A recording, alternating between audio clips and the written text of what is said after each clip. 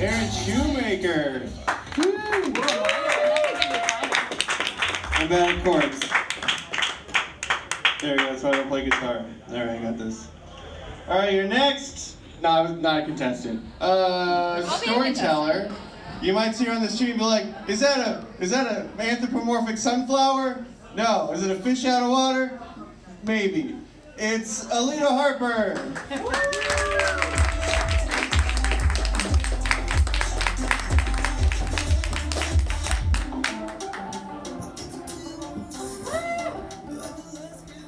Anyone heard that song before? That is written by an intergalactic creature that I am obsessed with. I wanted to thank Tom Hall for reminding me that I did, in fact, leave my chicken coop open tonight. I hope that when I get back to my house, it'll still be there. And I know what you're thinking, like, I look like a low-rent Mrs. Maisel, I know. And I look like I probably don't take no shit from no man, but I did in my 20s. All my friends would tell me when I was single before I met him, like, oh, don't worry, you'll find somebody. There's plenty of fish in the sea. And I hate that. It's not accurate. Scientists currently believe that there is more trash in the ocean than fish. And that's a better metaphor for dating. And, I mean, we met at a museum. It's not like he was hanging out the passenger side of my best friend's ride.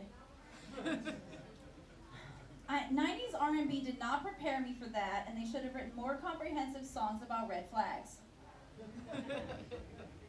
Let's pretend that his name was Michael, because it was Michael. And Michael often wore pastel suits with a red bow tie. His best heckle was from a drunk homeless man who took one look at him and said, "You look like Pee Wee Sherman." He was paid more that day than I've ever been paid in comedy. And so we dated on and off for about 2 years, and then we moved in together. And that's when I finally realized that for the past few months he had been lying to me. He had already lost his job. He didn't have one. He lied to me about that.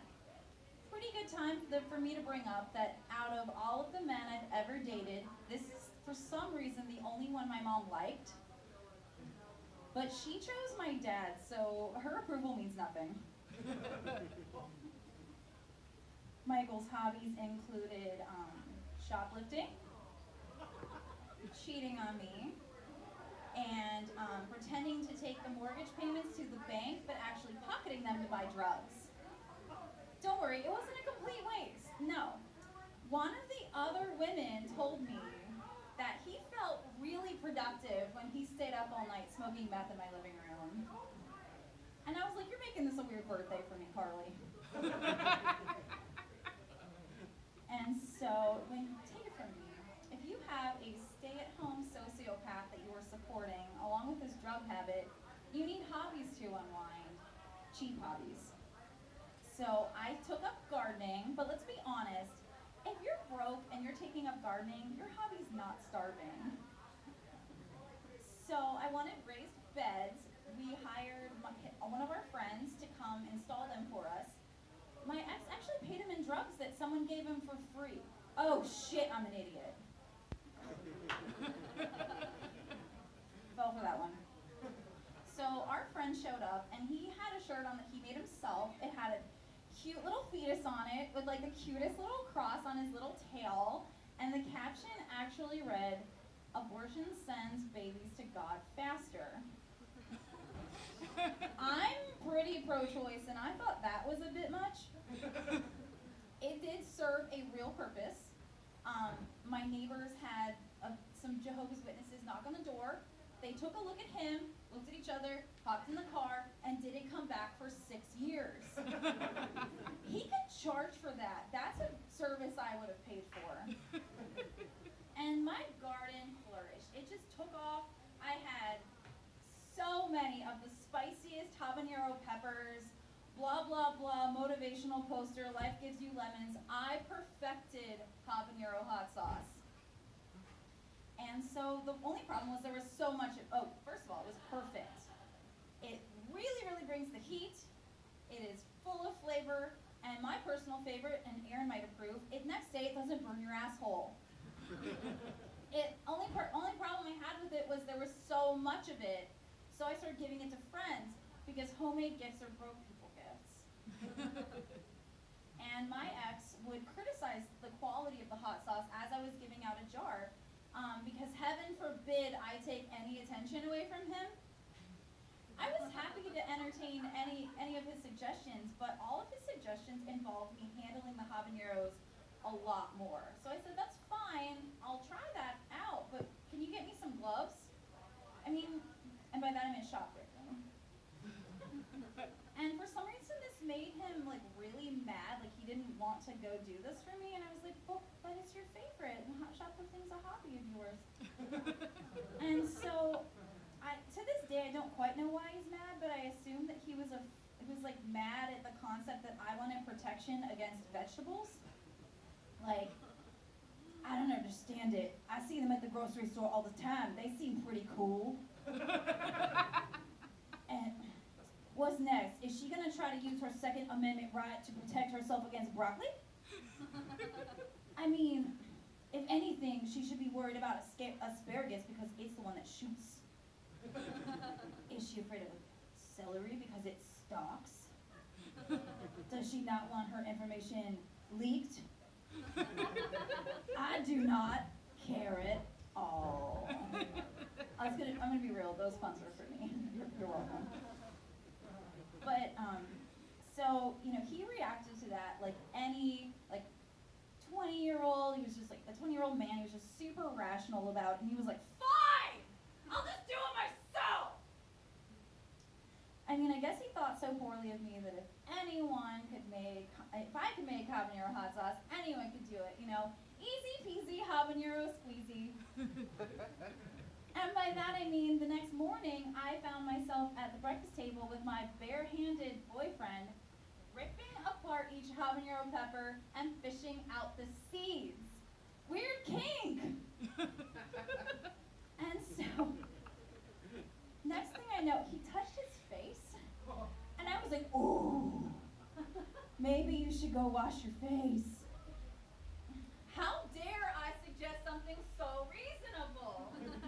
He glared at me without saying a word. He touched the other side of his face and went back to finger blasting habaneros. That's when I decided it was time to leave. So I went out to the garden. Not long later, he came out and he was laughing and he was sweating and he had brown stuff on his face. And I was like, look, I'm German, but I'm not that German, okay? Turns out what happened was his skin started burning, he lost vision, and he started hyperventilating. So he fumbled his way to the kitchen sink, and he just started putting things on his face that he thought might help. First, he tried baking soda. Then, that didn't work. He tried vinegar. You have all been to at least one elementary school science fair. You know what happened. He made a volcano! His face was literally not only on fire, but also erupting. And then he made it up to the master bathroom. Ladies, I'm sorry, I'm gonna tell on us and blow up our spot a little bit.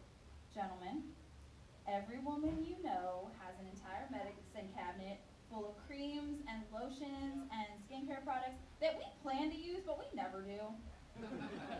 So my ex gets into that medicine cabinet and is just slathering whatever he can find on his face.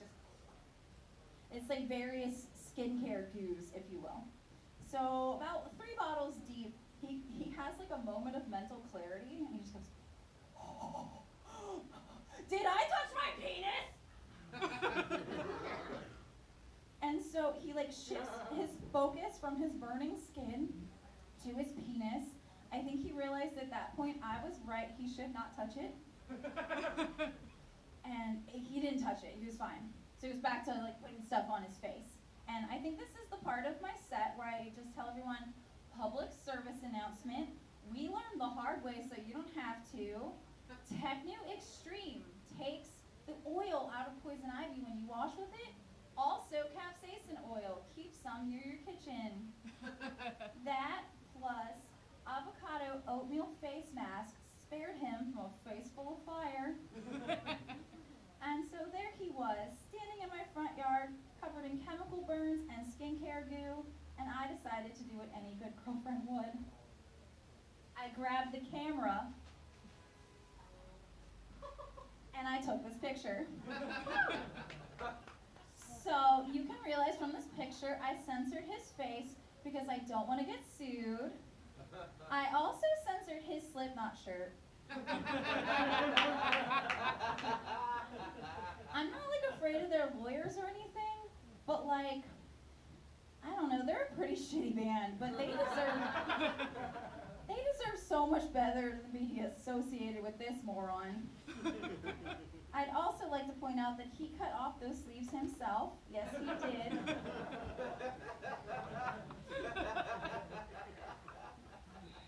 And so I'm here tonight, Sharks, to launch my newest business venture, Idiot Ex-Boyfriend Hot Sauce.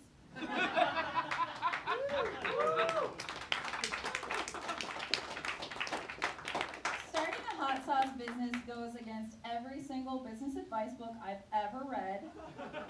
And that is because if you sell a consumer packaged good, you have to have a customer service line.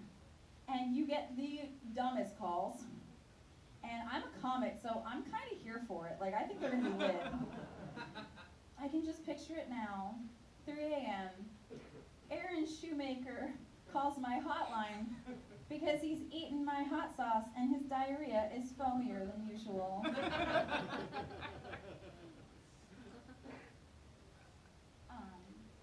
I actually brought samples of my legendary hot sauce. I am a ratchet Martha Stewart, y'all. I can give you some after all of the comics go up because I don't trust you to not open the jar and touch your eyeball or your wiener. They are not FDA approved. I don't even know if the FDA would consider it food. They might call it like chemical warfare. It's really hot. But I made it in my kitchen. It's not like fancy or anything, but it is vegan, it is gluten-free, and it will not burn your asshole. It only burned my asshole. Thanks